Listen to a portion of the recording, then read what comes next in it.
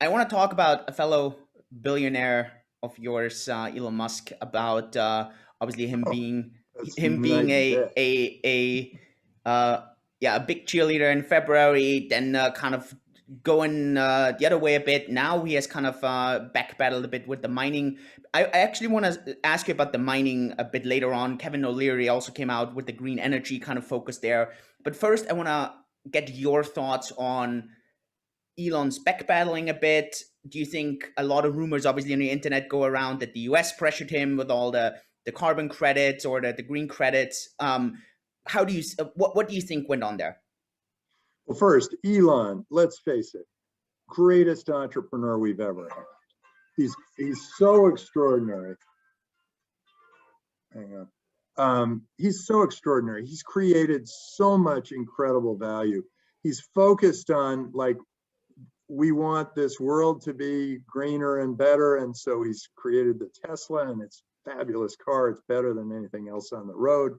He said, well, we want to hedge our bets and go into space, and maybe we need to populate another country. So that, I mean, another country, another Planet. sphere, another heavenly body.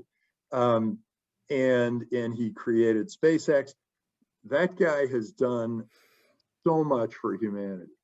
Well, he's gotten a lot right, but and he got Bitcoin right. And then he got, I don't know, I don't think he responded to pressure. I hope he didn't. And I don't think he's responding to how, the fact that he can move the market. I sure hope he's not front running his tweets, but I think he got it right. And then he got all these people were telling him, oh, it's not that green because it uses a lot of energy. And then what happened was he realized that, oh, well, actually, this is really good for clean energy because all these Bitcoin miners are innovating and finding energy where there never was before. And the overall price of energy is going down. And over time, the amount of energy it costs to throw a switch continues down. It doesn't quite work according to Moore's law, but it used to be 5 volts to throw a switch, and then it was 3, and then it was 1.8, and then it was 1.3, and then it was 0.8 or 0.9, and it has continued down, and it will continue down. So what we're going to have is a whole bunch of innovation in clean energy, green and clean, and because of Bitcoin. And then we're going to see how little energy, we're going to see the need for that energy continue down over time. So Bitcoin ends up being a real boon to clean energy. It was, I think Elon went from, hey, this is really fantastic, to, uh-oh, maybe it uses too much energy, to, oh, wow, the long-term effects of Bitcoin are going to be really good for our Earth. And certainly it's a lot better than the banks. The banks, I mean, what, you drive to your bank branch, whole bunch of people drive to commute to their bank branch.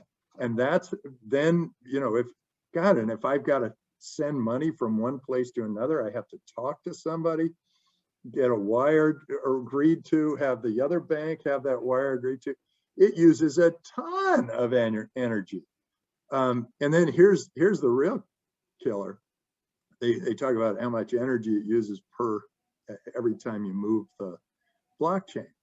Well, it turns out that the blockchain moves very slowly, but all of these solutions now that go off of Lightning Network or OpenNode are allowing the retailer to have faster response times than the Visa network and use a fraction of the energy of the Visa network.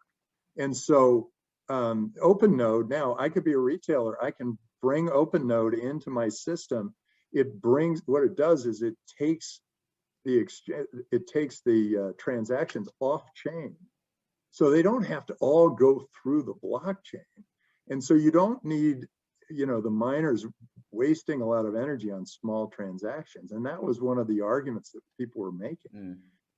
So I think that was all overblown, and I'm really thrilled that Elon has now kind of come back and he realizes that, hey, overall, this is a lot better. Bitcoin is a lot better, and he's accepting Bitcoin for Teslas again. So good for him.